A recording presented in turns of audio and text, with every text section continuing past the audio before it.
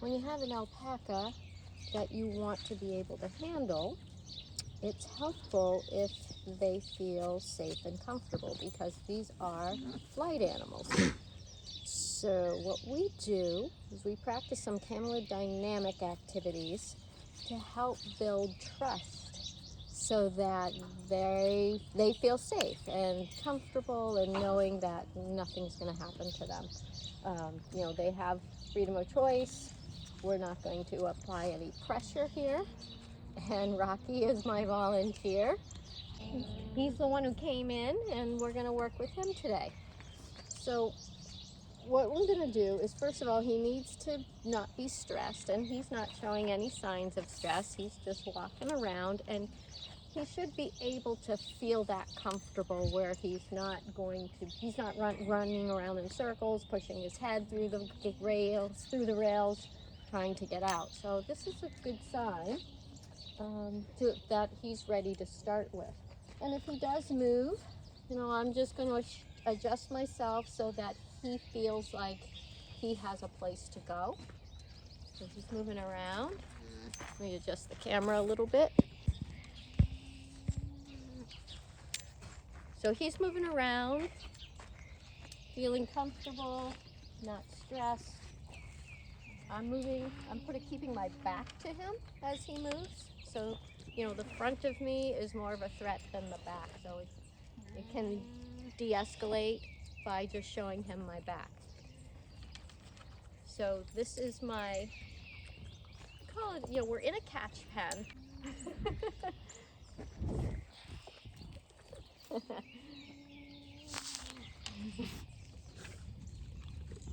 So we're in a 10-foot square catch pen space, and we're just going to work in the space, and it's because it helps keep the other alpacas out, so it's just him and me working. So I've got my catch rope, and I'm not going to, you know, lasso him, but I'm gently going to place the rope around his neck loosely, so that he feels less threatened, with freedom to move around. Okay, bud, come on. All right.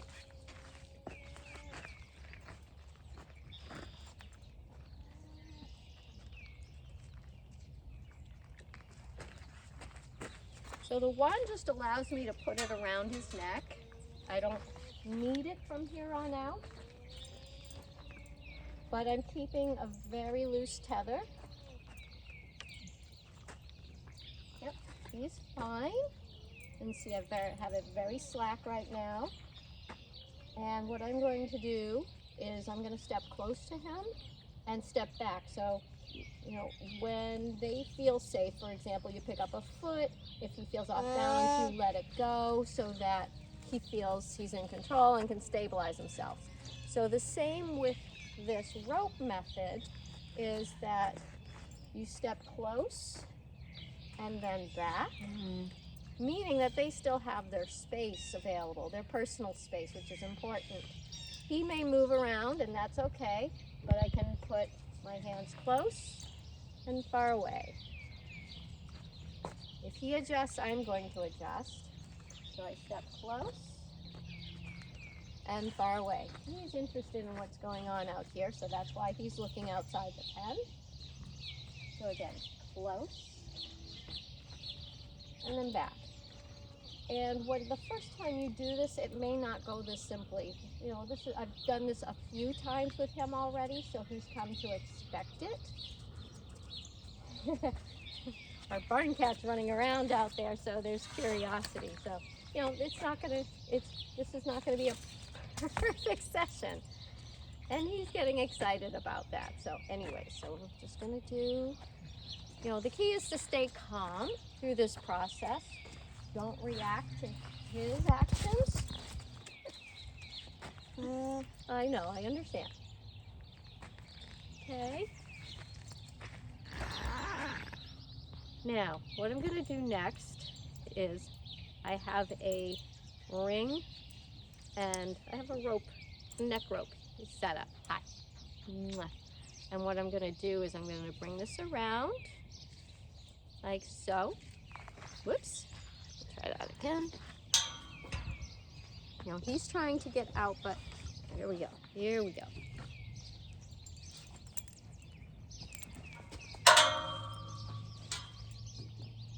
Again, this doesn't go perfectly every time, and that's okay. As long as he's not stressed and you're not stressed because it's not going as well as you like, that's okay. All right, buddy. Let's try this again, huh? So much fleece, so much fleece. Whoopsies. Here we go. All right, so now I have him on a lead. It's high up around his neck. It's not tight. He's got a lot of fleece there. But I can now, again, work with him close up and step back to make him feel comfortable. We can try to lead, but you know, now that I've done this, I can put the rope on his neck, and I want to start putting my hands on his head, up behind the ears and underneath the jaw, and I can start to massage it. I know he's off camera, but he's being very gentle about this. It's okay. It's okay. So what I'm going to do now, I do this for a few minutes, and this is a great way to start. Just do this. Put your hands on him, massage him, and then take the lead off. You don't have to go right to a halter, which is what I'm going to do right now because I've been working up to this. So the point is that I can take the halter and put it on him, put it on his face, and take it right off. Okay. Put the halter on. Yep, there you go. Good boy. And then we'll take that off. That wasn't so bad, right? Let's do that again. You're in a good space, buddy. The halter on. And then we'll take it off. Good boy. Good boy. Right. Now, so let's put the halter on. Let's strap it. Actually, put it on the first, like that. And then I take off the tether. And now he's on a halter. Look at that. Come on, bud. So if he's not halter trained, this is where the halter training begins. And you want to build up to this space. So again, you get the rope around him, get him comfortable with that. You don't have to graduate right to the halter immediately because it's all foreign to him. And so slow intervals, periodic, just a few minutes. And then, so every time you get in, you're going to do the same process and build him up. And you build them up to getting used to the lead. And when he's on the lead, then you can work again on how to follow the lead. And to do that, you put gentle pressure on the lead so that he feels a very slight tension. And as he moves, you slacken, you drop the lead. So it's more like this as he walks. Stop that. So I put gentle pressure, and every time he loosens it, I'm moving in the direction I want him to go so that he learns that as long as he walks with me, there won't be any tension. Now again, I'm not pulling on him so that his neck is being stretched. I'm putting gentle pressure, but at the same time, I also need to guide him. So it is a funny combination of, trying to decide where, how much, and when. Where I'm giving a demonstration here, I'm not focusing on what I'm doing here as much. So I'm just going to demonstrate gentle pressure. He steps, good boy. And then hopefully we walk around Let's try and get him to walk around. Okay, so gentle pressure. Good boy. Good boy. That's right. That's right. Good job. He stops. I want him to keep going. Gentle pressure. He starts moving. Good job. Gentle pressure. Gentle pressure. So he comes.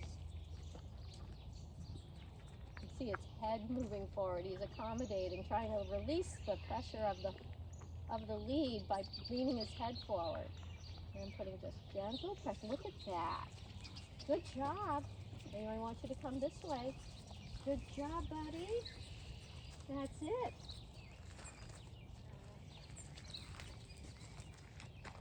Good job. Now I will say I think he was halter trained when we got him. He was a year old, but he has not been on a lead. He's not been on a lead since. And so I'm reintroducing this. So I don't really know the extent of his halter experience. And it might be just something he's coming back to learning. But, you know, he's been here almost 2 years.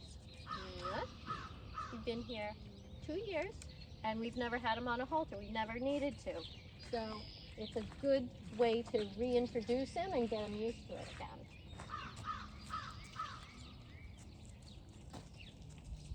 Good boy. And, you know, so we've done a few minutes of this, or, you know, and that's okay. You ready? You ready to be done? Ready to be done? Hold on. Okay. Now we're going to take this off, buddy. Yeah, I can tell. Head goes down like that. It means he's done. And that's okay. Hold on. Hold on. I'm going to take this off. Okay? There you go. There we go. What a good boy. Rocky, you did fantastic. Can I give you a treat? Can I give you a treat? You want a treat? No? You just want out. All right. Well, thank you so much for watching. I hope this was informative and useful, and feel free to leave me questions in the comments.